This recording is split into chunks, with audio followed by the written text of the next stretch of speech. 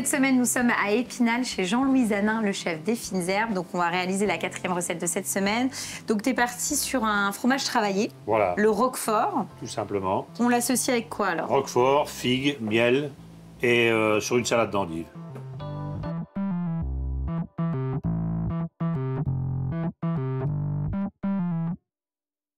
Donc ça, c'est des figues...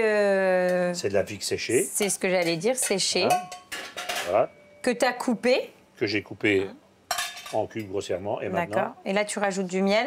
On est sur un miel, quoi, fleur? C'est un miel de fleurs. D'accord. Hein. Toute fleur? Alors, uniquement les fleurs rouges.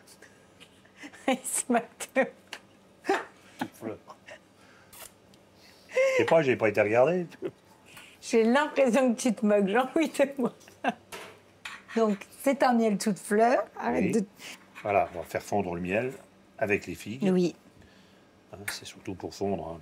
Voilà. Donc là, pendant que ça fond, Voilà, tu on vois, le laisse sur le côté. homogène. On va s'occuper du roquefort. Voilà, On va le couper. notre Tiens, je te le fromage. donne. On va couper des petites tranches. Tu vois, par exemple, ça, on va le couper en deux. Oui.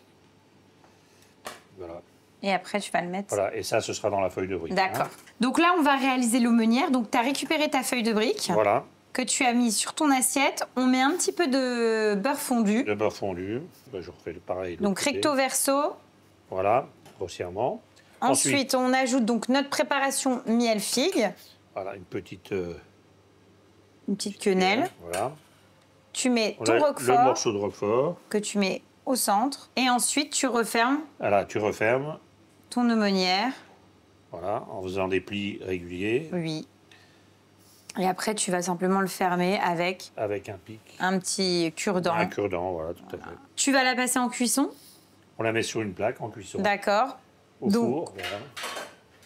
La cuisson, donc, combien de temps à combien, Jean-Louis? Alors, Notre on a mis un aumônière. four à 180 degrés. D'accord. On va laisser ça 5-6 minutes. C'est ce que j'allais dire. Le temps que le temps de la coloration. roquefort fonde, finalement. Oui, et surtout Et puis que que la feuille de brique prenne soit colorée. Hein. la coloration. Voilà, c'est Donc, nous, on termine la deuxième. On va enfourner pendant 5-6 minutes et on se retrouve juste après pour la dégustation. Enfin, Voilà. pour le dressage et la dégustation. Voilà. Donc là, tu mets une petite salade d'endives pour accompagner l'aumônière que tu as assaisonnée. En sachant que l'endive se marie très bien avec le roquefort. Oui. Et là, sur la cuisson, de toute façon, c'est très, très rapide. Ah oui, oui, c'est vraiment quelque chose de... Donc, on récupère l'aumônière et tu la positionnes juste à côté de ta salade d'endives. Voilà. Super. Et bien, on va goûter. On y va, on goûte. On goûte, Bon, l'idée, c'est de de ne pas en mettre partout.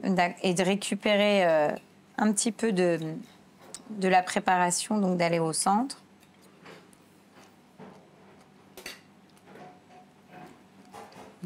Ben, en fait, j'aime bien quand les chefs préparent des fromages travaillés. Ça sort, je trouve, du cadre du plateau de fromage. Même si un beau plateau de fromage, c'est très sympa. Moi, je trouve ça aussi plutôt agréable de surprendre ses convives et de proposer Voilà. quelque chose d'un peu Voilà, travaillé. En même temps, ça prend 5 minutes. Non, après. c'est très rapide, c'est facile. Et c'est vrai que bon, bah, là, on est sur une valeur sûre. Figue, miel, roquefort et endive. Ça marie très marche, bien. ça fonctionne, c'est top. On va terminer avec un dessert. Voilà. C'est Amélie qui va s'en occuper. Le dessert à Amélie. Oui. Donc, c'est un crumble de fraises à la rhubarbe.